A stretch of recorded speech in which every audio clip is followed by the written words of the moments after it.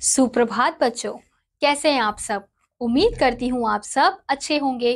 तो बच्चों, आज की कक्षा में हम पढ़ने वाले हैं अध्याय नंबर 6, जिसका शीर्षक है शब्द भंडार।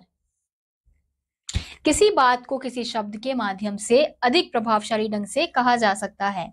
इसी बात का निर्णय करने को शब्दकोश कहा जाता है। इसके लिए व्यक्ति को विभिन्न प्रकार के शब्दों का ज्ञान होना अनिवार्य है। इसी बात को ध्यान में रखते हुए हम विभिन्न प्रकार के शब्द सूचियां दे रहे हैं। इनका ध्यानपूर्वक अध्ययन कीजिए। यानी कि जब हमें कोई भी बात बोलनी है तो सबसे पहले हमें किसका ध्यान रखना है? शब्दों का ध्यान रखना है कि हमें कौन से ऐसे प्रभावपूर्ण महत्वपूर्ण शब्दों का उपयोग करना है, क्योंकि शब्दों के मेल से ही वाक्य बनते हैं।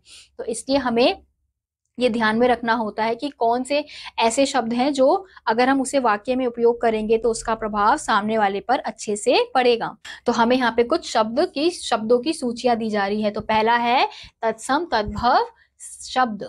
तो तत्सम तद्भव शब्द कौन कौन से हैं? नासिक, नाक, दुग्ध, दूध, घट, घड़ा, कंदब, कदम, अश्रु, आंसू, कोकिला, कोयल, क्षेत्र, खेत, आम्र, आम, वाराणसी, बनारस, गणना, गिनना, वृद्ध, बूढ़ा।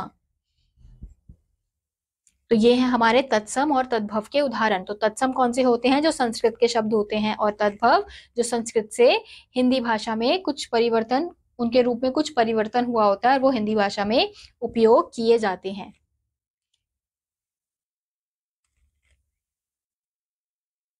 अब अगला है यहीं पे तत्सम शब्द है अंगुष्ठ, अंगूठा, धान्य, धान, करवाल, तलवार, जम्बू, जामुन, काष्ठ, काठ, कंटक, कांटा, क्रोश, कोस, कर्म, काम, कपूर, कर्पूर, कपूर, विद्युत, बिजली, उपरी, ऊपर।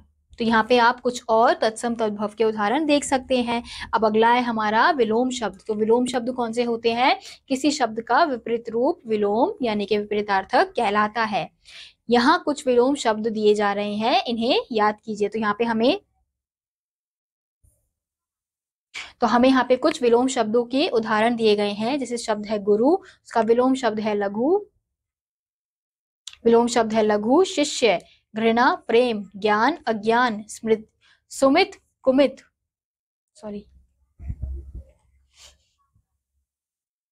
सुमति, कुमति, पवित्र, अपवित्र, नश्वर, शाश्वत, शुभ, अशुभ, मंगल, अमंगल। तो यहाँ पे कुछ और आपको विलोम शब्द के उदाहरण दिए गए हैं। जैसे हिंसा, अहिंसा, परतंत्र, स्वतंत्र, भोगी, योगी, सुस्त, चुस्त। तो यहाँ पे कुछ और आपको विलोम शब्द के उदाहरण दिए गए हैं।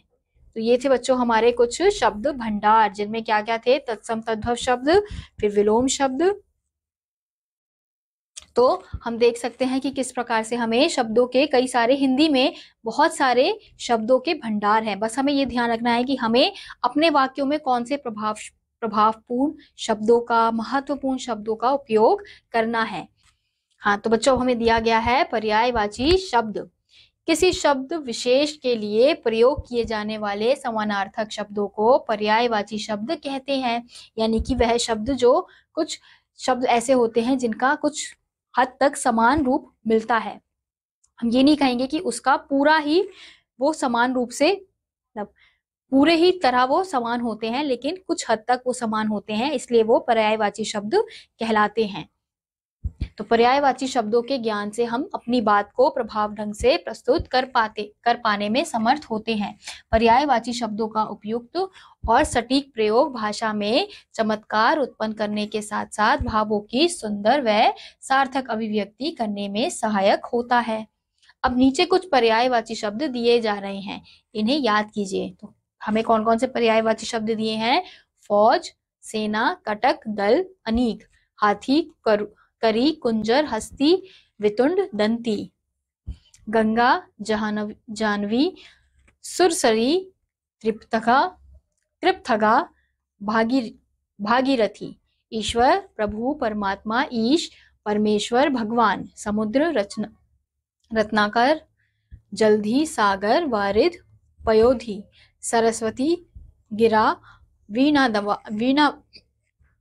वादिनी, शारदा, भारती, प्रकाश, प्रभा, चमक, द्युति, ज्योतिष, नदी, सरिता, तरंगिनी, तटिनी, अपगा, विष्णु, हरि, नारायण, केशव, चतुर्भुज, लक्ष्मीपति, पत्नी, भार्या, गृहिणी, अर्धांगिनी, प्रिया, पुत्र, सुत, आत्मज, तनय, नंदन, बेटा, गणेश, लंबोदर, गजानन, एकादंत, लक्ष्मी, रमा, उमा, हरिप्रिया, विष्णुप्रिया, कमल, अरविंद, पंकज, सरोज, नीरज, जल, वारी, अम्बु, तोय, पय, घर, गृह, केह, भवन, निकेतन, आलय, आवास, आगार,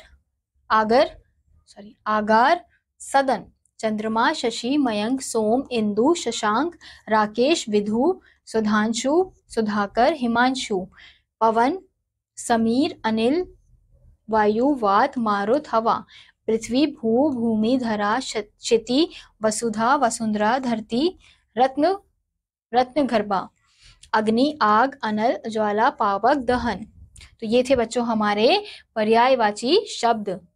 अब अगला है हमारा अनेक शब्दों के लिए एक शब्द, यानी कि कुछ ऐसे शब्द होते हैं जो अनेक वाक्यों के लिए हम उनका एक ही शब्द में प्रयोग करते हैं। तो भावों को व्यक्त करने के लिए अनेक शब्दों के स्थान पर एक शब्द को भी प्रयुक्त किया जा सकता है। इससे भाषा में संक्षिप्तता और सुंदरता आ जाती है।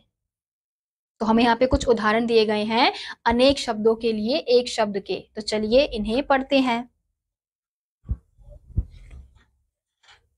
जो पढ़ना चाहता है विद्यार्थी, जो अनाज फल आदि उगाता है किसान, जो दूसरों का इलाज करता है चिकित्सक, प्रतिदिन होने वाला दैनिक, मास में एक बार होने वाला मासिक, वर्ष में एक बार होने वाला वार्षिक, हाथ में चक्र धारण करने वाला चक्रपाणी, जन्म से अंधा जन्मांध, मांस खाने वाला अमीश भोजी या मांसाहारी, जिसकी धर्म में निष्ठा हो धर्मनिष्ठ, जिसका कोई आधार ना हो निराधार, जिसका कोई आकार ना हो निराकार। तो ये है बच्चों कुछ अनेक शब्दों के लिए एक शब्द। यहाँ पे आपको कुछ और उदाहरण दिए गए हैं जिन्हें पढ़कर आप समझ सकते हैं। अब अगला है हमारा बच्चों अनेकार्थक शब्द। जब एक ही शब्द के अनेक अर्थ होते हैं तो उसे अनेकार्थक शब्द कहते हैं। यहाँ कुछ अनेकार्थक शब्द अर्थ सहित दिए जा रहे हैं, इनके अर्थ याद कीजिए। तो हमें यहाँ पे देख सकते हैं कि हमें कुछ शब्द दिए गए हैं जिनके अलग अलग अर्थ यानी कि एक से अधिक अर्थ प्रकट होते हैं। तो पहला है अर्थ, जिसका अर्थ है धन, हेतु, तात्पर्य। आम का है आम का फल या साधारण। मन का है 40 सेर की तौल, दिल, हृदय। लाल का है पुत्र, रंग, रत्न का नाम। खून का है लाल, रक्त, वध। गुण का है सत, शील, रस्सी, स्वभाव। फल का है पेड़, पौधा का एक भाग। परिणाम, मेवा, चार पदार्थ। भाले की नोक। ऐसे अगला है बल का है शक्ति, बलराम, सेना। भाग का है हिस्सा, भाग्य, अंक गणित की एक गणना विधि। कंचन का है सोना, धतूरा, एक जाति। कल का है आने वाला या बीता हुआ दिन। चैन, यंत्र या सुंदर। काम का है कार्य, रति, संबंधी, भाव। कुल का है वंश, परिवार, समस्त। कुशल का है चतुर या हालचाल। गज का है हाथी, 8 की संख्या, लंबाई की एक माप। घट का है घड़ा, हृदय, किनारा, शरीर, कम।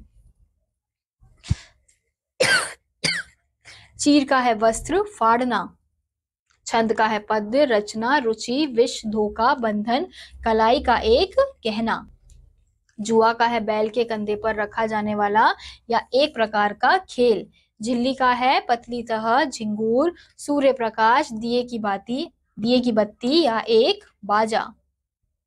ठाकुर का है स्वामी, क्षत्रियों की उपाधि या परमेश्वर या फिर नायक। तंत्र का है ढांचा, वस्त्र, सिद्धांत, नियम, राज्य, वाणी का तार या जुलाहा। अगला है धुन, धुन का है लगन या फिर संगीत की धुन। तो हम यहाँ देख सकते हैं कि हमें एक शब्द के कितने अलग अलग अर्थ यहाँ पे दिखाई दे रहे हैं। बस हमें ये ध्यान रखना है कि इन शब्दों का प्रयोग हमें जिस प्रकार का हमें इस शब्द से अर्थ चाहिए वाक्य में, हम उस प्रकार से इन शब्दों का प्रयोग करते हैं। तो इसी के साथ बच्चों आज का यह अध्याय यहीं समाप्त होता है। उम्मीद करती हूँ आपको यह अध्याय समझ आया होगा। मैं आपसे मिलूंगी अगली कक्षा में, तब तक के लिए नमस्कार।